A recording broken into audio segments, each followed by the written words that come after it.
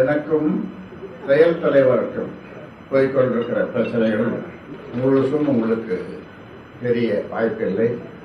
ஆனால் போலீஸ்காரர்களை காவல்துறை தான் சொல்லுவாங்க, காத்து போகாத இடத்துல தான் காவல்துறை போகும். காத்து அதே மாதிரி தான். நீங்கள் சளைச்சவங்க அல்ல உலகம். அது இன்றைய நவீன உலகம் இங்கே போயிட்டு அது முன்ன ஊடக நண்பர்கள் நான் சொல்றது 40 வருஷத்துக்கு முன்னால் உட்காந்து எல்லாம் எழுதணும். நான் நிறுத்தி சொல்லுவேன், அது எழுதுகிற காலம். இதெல்லாம் பார்த்தீங்கன்னா நீட்டு பார்த்துக்கிட்டு வரீங்க, கேமரா அது இது கைபேசி பாருங்க, எத்தனை சிறந்த ஆளுமைகள் உள்ள ரெண்டு பேருடைய சமரச பேச்சுவார்த்தை.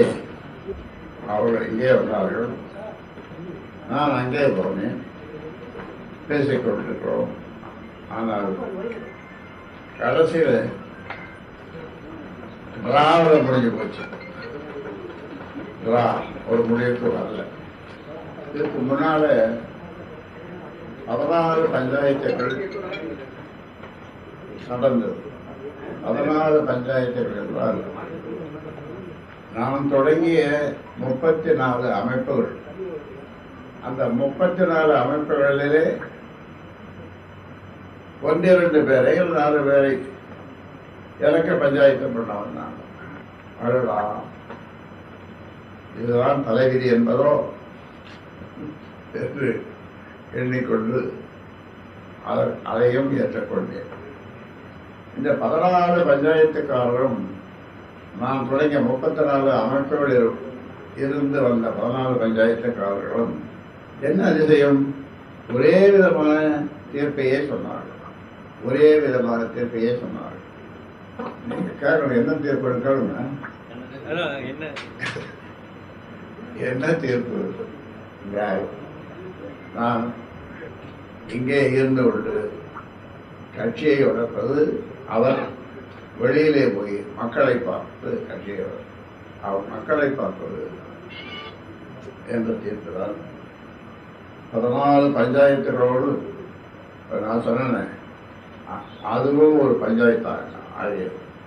அதில் வந்த ஒருவர், சார் இது ஒன்றும் பஞ்சாயத்து அல்ல, நான் பஞ்சாயத்து பேசுகிற ஆளும் கிடையாது அப்படின்னார். உண்மை.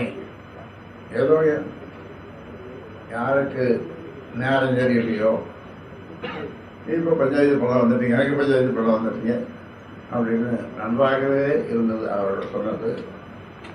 அந்த இருவர் யார் என்று உங்களுக்கு தெரியும், சொல்ல தேவையில்லை. அன்புமணிக்கு தலைவர் பதவியை விட்டு தர தயாராக தான் கூறினேன்.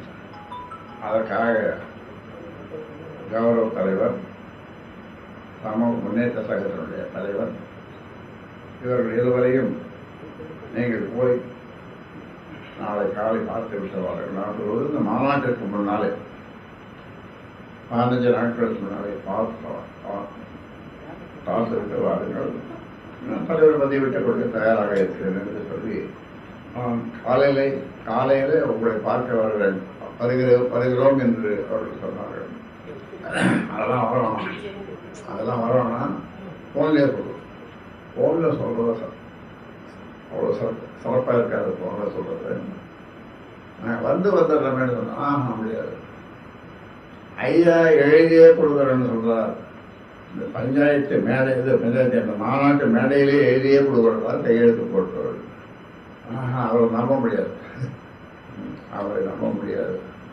ஆக நான் தயாராக இருந்தும் அப்படி நடந்தது. அப்புறம் தான் எனக்கு என்னுள் இருக்கின்ற இயற்கையான கோபம் கொஞ்சம் பொங்கி எழுந்து, நீயா நானா பார்த்துடுவோம் அப்படி என்று அந்த முடிவுக்கு வந்து இப்பொழுது உங்களை சந்தித்து கொண்டிருக்கிறோம்.